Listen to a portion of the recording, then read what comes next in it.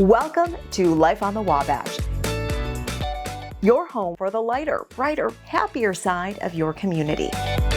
We'll cover places to go, events to explore, recipes to try, and information that makes your life easier or more fun. Let's dive in. Good morning and welcome to Life on the Wabash. I'm Lindsay Veramis. And I'm Maggie Kell. And our goal is to help you tap into your community in a new way and explore with fresh eyes. From upcoming events to inspirational stories, this show is all about connection. It's also an educational effort. Boilermakers like Maggie are helping to produce this show while learning about TV production. Now for today's show, one of Indiana's largest spooky displays is getting a reboot. The changes your family can expect at Harvest Night. And we'll get the story behind artwork that's transforming more than walls in our community. We'll head into Boiler Up Bar for a lesson in crafting the perfect old-fashioned. Mrs. Indiana is a local. She's in studio to talk about representing the Hoosier state on the national stage and what makes Mrs. Pageantry different. Feeling hungry? Chicago Eats have landed in West Lafayette. What you'll slice into while visiting new pizza joint, Bert's Place. Finally, we'll take you to Rags to Riches, where vintage fashion meets fall style. Life on the Wabash starts now.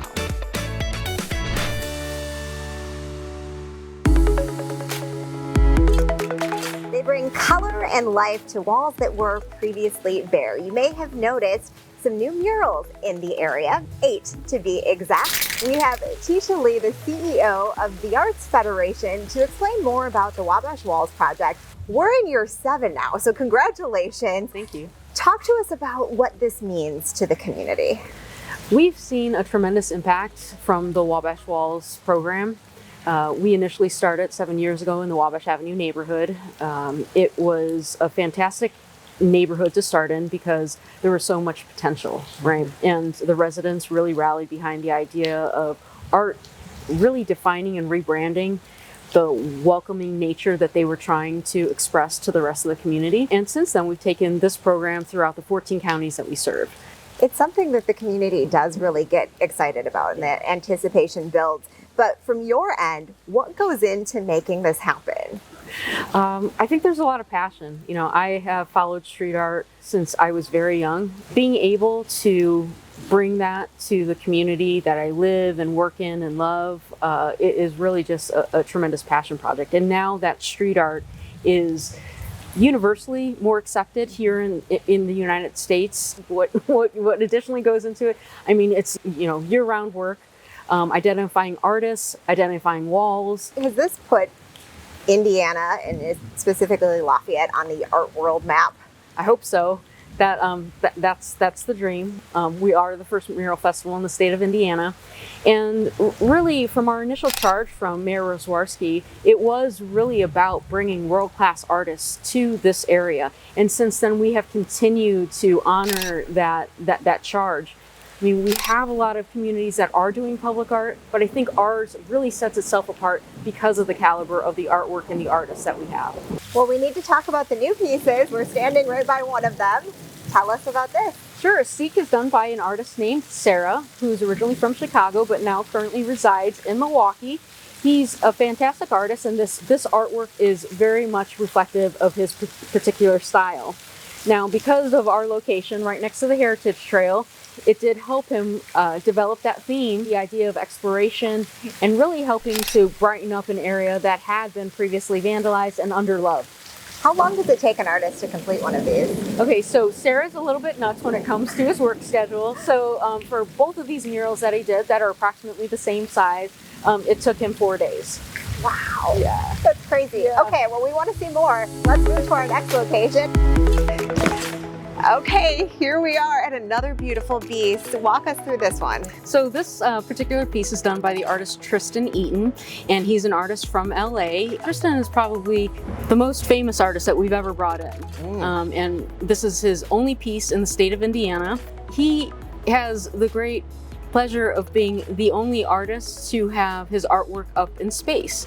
And what a wonderful connection to Purdue.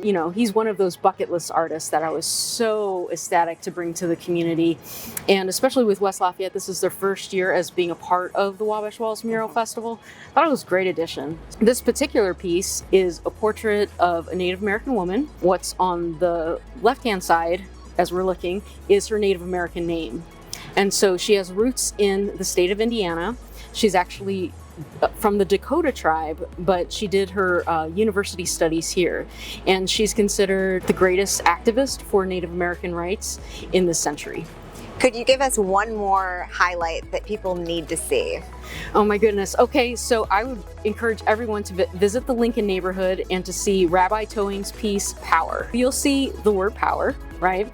And behind it are different symbols. It's about universal power, but it also really encourages people to look at horsepower and the power of fear. The artist really invites the viewer to create their own narrative. Well, if you want to create your own narrative, what would be the best place for people to go to find more information about the project? Sure, please visit our website at www.theartsfederation.org and search for Wabash Walls. You'll hear all about the history of the program as well as the evolution of where it is. You can navigate and create your own map. All right, thank you so much, Tisha. Thank you. Today, we're in Lafayette exploring a new restaurant, Bert's Place, where Chicago-style pizza takes the center stage. With October being National Pizza Month, you definitely want to come down here and try a slice. I'm here with Anthony, who's going to tell us a little more about why they chose Lafayette as their new home. Thank you so much for having us. Thanks for having me. Yeah, of course. So, Bert's Pizza is so deeply rooted in Chicago. What made you think to bring it to Lafayette? I'm a Chicago native. I've been living in Lafayette again for 10 years. I'm a Purdue grad. Really just miss the taste of pizza I grew up with. So my cousin owns the original Bert's Place up in Chicago. We've been looking to expand it for quite some time. We decided we would try Lafayette, and we're happy we did. I'm also from Chicago, so we have a lot in common there. Awesome. How have the locals been responding? Have you guys been getting good feedback? Yeah, the support for the first couple of weeks we've been open, pretty overwhelming, amazing. It's just an education point, getting people used to the things that they might think they know about Chicago deep dish. Bert was the founder of Gulliver's, the Inferno, Pequod's, which is a big one up north, until he landed with Bert's Place, his final concept. And so he has a caramelized cheese crust. That's something that not a lot of people are used to in the Chicagoland area, but that is the old school method. Can you tell us the secret to making the perfect Chicago-style deep dish pizza? Well, it's a secret for a reason, but it's a combination of a light, flaky, but deep dish dough. Our sauce is a secret recipe that Bert Katz, the godfather of Chicago pizza, put together himself, and we're replicating here. Fresh ingredients that we prepare every single day, and the perfect amount of cook time to make sure you've got that nice caramelized cheese crust. Right. And what's the customer's favorite pizza so far that they've had? Everyone's going nuts for the sausage. It's a secret blend Bert created. It's got a little bit of garlic, a little bit of that Italian herbs that everybody's kind of looking for in a good sausage. But we've also had a lot of people who are just loving the fact that it's not just dough on your crust. You're actually getting a melted mozzarella that encompasses the entire crust. So the entire pizza can be eaten. Your kids aren't shoving aside the crust at the end of the meal. Here we are behind the bar with Ben, one of the bartenders here, who's going to show us one of their signature drinks that they make. Today I'll be making a Fanta Rita. I'm going to go ahead and grab a shot of tequila.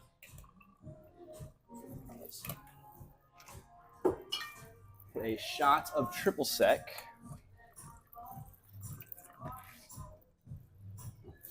1 ounce of lime juice. Give it a bit of a shake. Which Fanta drink would you say is your favorite to make? My favorite to make is actually the Fanta Rita. I like just how much goes into it. Plus, with the nice sugar-lined rib, it just looks nice. Looks classy. Apart from other restaurants here, what do you guys offer that's different? Aside from our pizza, we've got a full bar. We have a ton of appetizers. We have a couple of desserts. But we're the only pizza concept in the downtown area, so we're happy to be here. We're happy to give people something they don't have yet. So I just had a couple bites of my pizza, and let me tell you, it tastes just like home. With the crunch of the bell peppers and the melting of the mozzarella cheese, this pizza is perfect. If you're looking for a new spot to dine or just want a taste of Chicago, I would definitely recommend this place.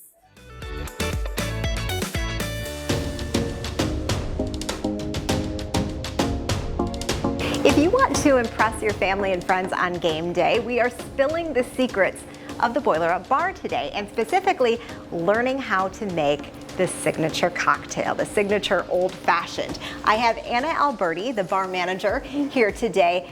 Tell us what makes this particular drink so special. So the signature old fashioned is a spin on the classic old fashioned. We add some of our own elements to make it extra special. Okay, time to dive in. What is the first step? All right, so we're gonna start off with black walnut bitters. Typically in a traditional old fashioned, you're gonna use something a little bit more citrusy. For this, you're gonna do 2 dashes. We're gonna move on to our vanilla demerara syrup. This is a simple syrup made with turbinado sugar, and it's going to have a lot of sweetness in it, a lot more than a typical old fashioned, makes it a lot more approachable for people who are new to old fashions and bourbon in general. Great you do idea. 1/2 ounce of this. And then you'll do 2 ounces of your preference bourbon. We use Benchmark here. What would you recommend if you didn't have this on hand? You could do Elijah Craig, you could do Basil Hayden, anything in your liquor cabinet that you prefer. I wish you could smell it. It smells amazing already. All right, and then to dilute it, we'll stir it just for a few seconds here.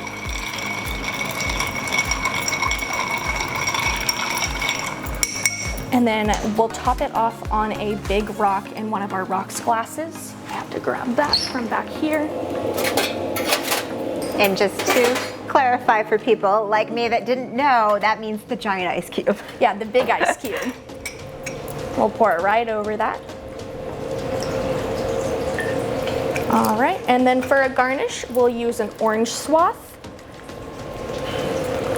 You're gonna wanna express the orange swath right on top of the mixed cocktail and then around the edges to make sure that you get that orange taste. Like And then- artwork. Yeah. And then the final thing is going to be a Lexardo cherry just to top it off. It looks so delicious. And the fun thing is this is not the only fancy drink. Tell us what happens on game day here. Our bartenders also compete in a competition on game days. We do a specialty cocktail assigned each weekend to one of our bartenders where they are going to compete who can do the most sales with their cocktail. Okay. And whoever wins at the end of the season, they get to add it to the menu. Give us a sense of some of the drinks that they came up with because they do get quite creative. Yeah, so we do anything from a spritz to a apple martini to something with caramel. It just depends on the season and what the bartender likes. It's open to creativity. Okay, well, I think we have to taste this because it is so beautiful. Not normally an old-fashioned person. I think I'm converted. Well done. This is delicious. Thank If you'd you. like a closer look at the recipe, you of course can visit them at the Boiler Up Bar, or you can head to their website. A new month brings new opportunity for all sorts of seasonal fun. If you're not sure what to do on your weekends or your weekdays, October is jam-packed with events. It's time to see what's on tap for the weeks ahead with local guide Elise Daniel of the Happy Hours.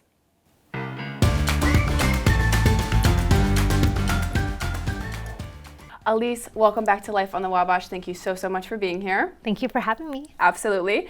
For those of you who are new to the show, Elise is one of our regular contributors, and you really capture the heart of the Greater Lafayette community on your Instagram account. So we have a lot to get to today. Let's start with Prophets Down State Park. Yes, right now there is the Trail of Scarecrows going on. So different businesses and organizations in the Greater Lafayette area have set up scarecrow scenes. You can view it along a walking path, so you can take strollers, your bikes, just walk, but it's very easy and well maintained to check out the scarecrows. Amazing. And I heard that you can vote for your favorite scarecrow. Is that true? Yes, you put a $1 donation in and you can vote for your favorites. Amazing. So moving on to now downtown West Lafayette, we have a very fun street festival coming up. Can you tell us about Starry Night? Yes, so the corner of Northwestern and State, right in front of Gray House. It'll be in the evening, so they have the lights lit up. There's hands-on activities, live music, food. There's vendors to shop, and just a great experience. Amazing. October 12th? October 12th. October 12th. I went last year. I'm going this year. It was just so fun. Highly recommend. Moving on to sort of family fun activities. Tell us about Boo at the Zoo. Boo at the Zoo is especially fun for families. They encourage you to put your costumes on. There's trick-or-treating. There's a kids zone with inflatables. The kids get to take home a pumpkin. There's an unhaunted hayride and train ride. So it's just a load of fun. Amazing. I also heard that all the proceeds go towards funding various different zoo projects and also educational efforts. So that's always great. Yes. We talked a lot about some outdoor activities. So what about those days when you would just really rather stay indoors? Yes, in the fall, I especially love going to the Art Museum and the Han Museum. The Art Museum is free to visit as long as they're open, and children are welcome, all ages are welcome, and their exhibits are constantly rotating to bring something fresh into the museum. Amazing. Tell us about the Surrealist Costume Ball coming up at the historic Fitzgerald House. Yes, so it's going to be October 19th. You do have to get a ticket for that one, but it's going to be a lot of fun. I hear there's going to be a tarot card reading, there's going to be food, and you get to dress up. That's always fun. Yes. I love to dress up. Elise, thank you so much for being here. We really appreciate it. Where can people find you? You can find me at @thehappyhours_ on Instagram. Amazing. Make sure to give Elise a follow if you're looking for more information on all things local fun, and we'll see you next time.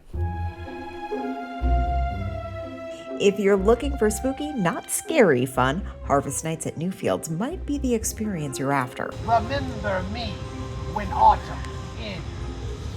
I am Jonathan Berger, the Vice President of Marketing, here with me.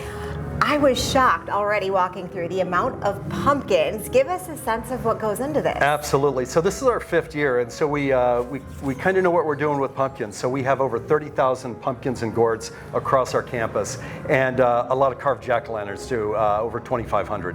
So what is new and different this year? Because I understand year 5? Yeah, year 5, and so we did a reboot of the whole show.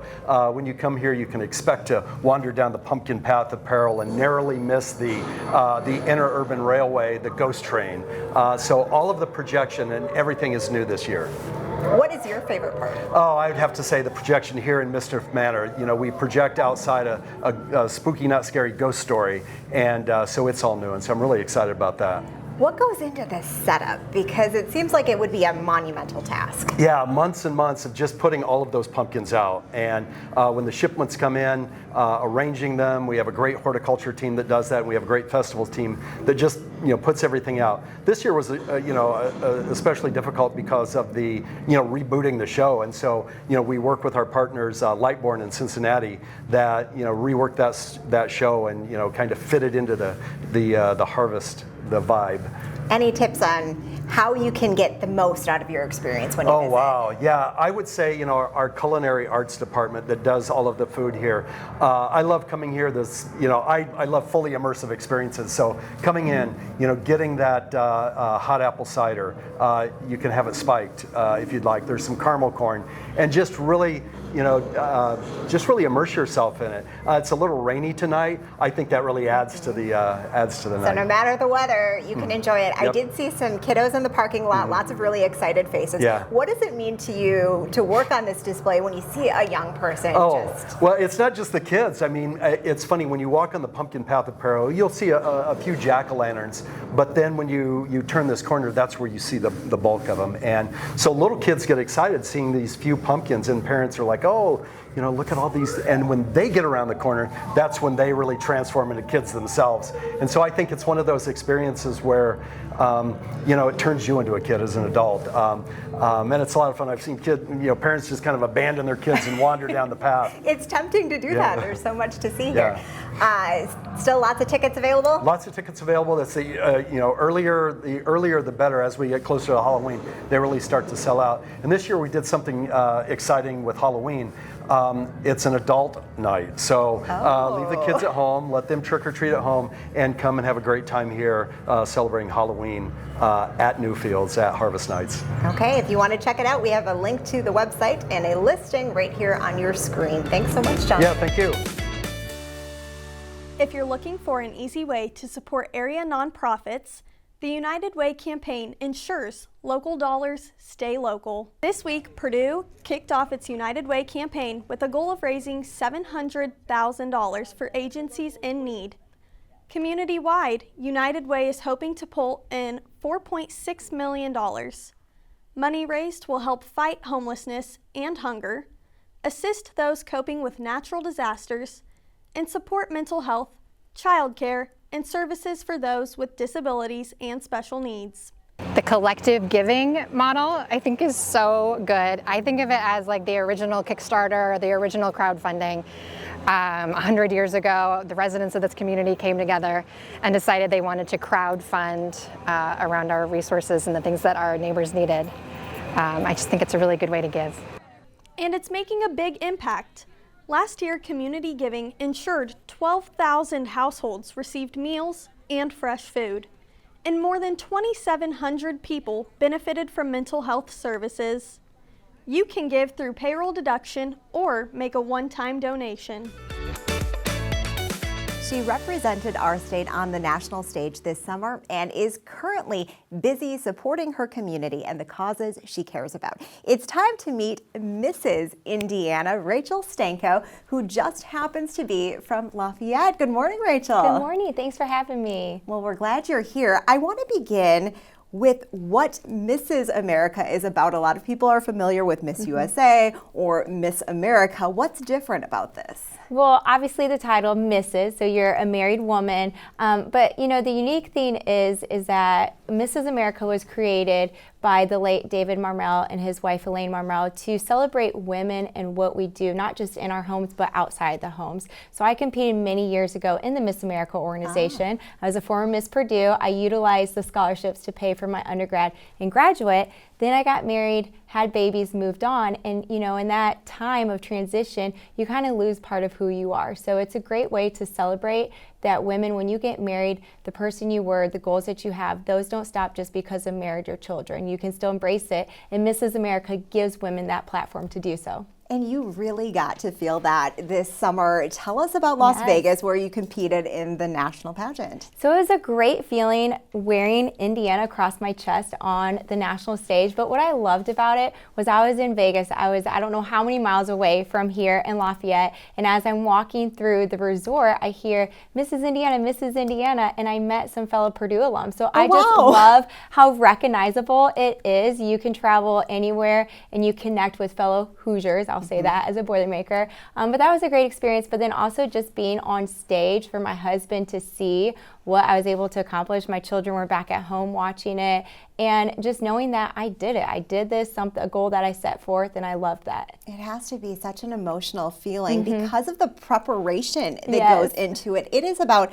so much more than choosing a dress. Walk us through it. Yes, it is so much more than just that gown. And honestly, purchasing my gown for nationals was more stressful than my wedding gown. But there is so much more that goes into it. So you have to have a platform, and mine is what I call Strong as a Mother, and that is really truly showcasing women that you can do more and you are more than just a mom. So I've really worked hard to engage with my platform so that when I went to nationals, crown or no crown, what I'm doing now is what I want to do, whether I was Mrs. America or not. And additionally with that, you have the fitness side that you work on. And that was a great thing to include my children in, for them to see mommy working hard for goals. And then also just practicing interview questions with my kiddos over folding laundry. I've seen a lot of title holders talk about the difference between the crown and the sash. What do they mean by that? Yeah, so as I kind of said, like whether I won Mrs. America or not, what I'm doing now is what I would do, crown or no crown. So having the crown kind of serves as this megaphone so that I can go into the community and promote my cause that I'm passionate about. It makes it a little bit easier, so that I always like to say the crown needs me, I don't need the crown. So if someone's watching this and they're curious, what would you tell a prospective Mrs. America competitor? If you're thinking about it at all, go for it. It took me 2 years before I finally entered Mrs. Indiana. It was something that I was kind of tossing around. I competed my first year. I loved the experience and came back and won my second time. But what I loved most about it was not the winning, but seeing the transformation that I went through and just seeing how I was rediscovering the woman that I am and just how it's made me a stronger wife and mother. Well, if you want to follow Rachel's journey as Mrs. Indiana, you can follow her on Instagram and get more information about the pageant system at indianamichiganpageants.com. Thanks so much, Rachel. Thank you. As fall set in, we tend to close up with our clothing, so why not do it sustainably? Greater Lafayette has a vibrant thrift shopping scene, and it's growing. Are you ready to find some new gems? In Lafayette, we have the newest vintage store, Rag to Riches. Hi, my name is Cody Easter. I'm the owner of Rags to Riches. Tonight we're going to be doing a charity event here on Purdue's campus to raise as much money for charity as possible. We have about 2,500 pieces that we brought from the shop that nobody's ever seen. It should be a blast. Let's go take a look. It is all about rehoming as many pieces as we can possibly find. Millions and millions of pounds of clothes get thrown into landfills every year, and our job as vintage resellers is to find as many pieces as we can and save them from the landfills. There's so much water and materials that go into making new clothes, and unfortunately there's also a bad side to cheaply making clothes, but with this you don't get to see that as much. You just are seeing like the reuse of it. I take the old throw blankets and then I make them into sweatpants with pockets and bungees, or even crew necks with like the bungee wristbands and neckline. So that's really what got us started. Kaylee and I are all about finding the highest quality pieces we can. Shopping secondhand is the way to go. The quality is so much better than what they're making now. They are just mass producing as many pieces as they can. They're designed to fail. After a few years, all the prints will be faded, but this is a 1987 Betty Boop bootleg t-shirt with Taz and Bugs Bunny. It's an 80s t-shirt and this print is perfect. I just drive around door knocking all over the country. You can go through our Instagram and see us at state to state all over. We want to find stuff from everywhere. I get tired of finding the same Indiana, Chicago teams. We want to find stuff from the West Coast, stuff from the East Coast, from the South. So bring it for everybody, because there's a lot of different people from a lot of different places here. My favorite part about the vintage clothes is the stories that we get to hear behind them. The way we get our clothes is a little different than most. So we go door to door and we ask if there's any work we can do just to help the people in the community, and then in return either we purchase, or depending on how much work we did, sometimes they'll donate some of those pieces as well.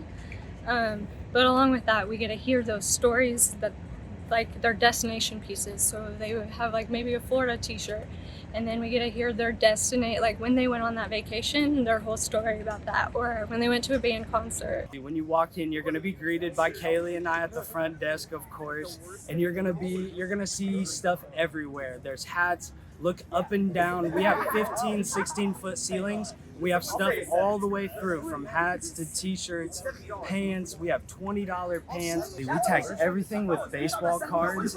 And when you come into the shop, we'll have a chalkboard with a player posted. And if you find that player, your group will get an extra 5% off whatever the discount is. And we run discounts all the time. Our goal is to move as many pieces as possible and for us to find as many. So the better the discounts, that just means we're finding a lot of cool pieces that we're excited to put out in the future. Shopping, not just my store, but any vintage shop around the country is the way to go. Keep clothes out of the landfills, because there's no reason for it to be there. If you have a story you'd like to see on the next episode of Life on the Wabash, connect with us. Send us an email, follow us on Instagram, or subscribe to our YouTube channel. We're always eager to hear from you. Now here's a look at our upcoming episodes. Until then, we encourage you to explore more and have a happy Saturday. Brought to you in partnership with Purdue University Brian Lamb School of Communication and NBC 16 Lafayette, a Star City TV station.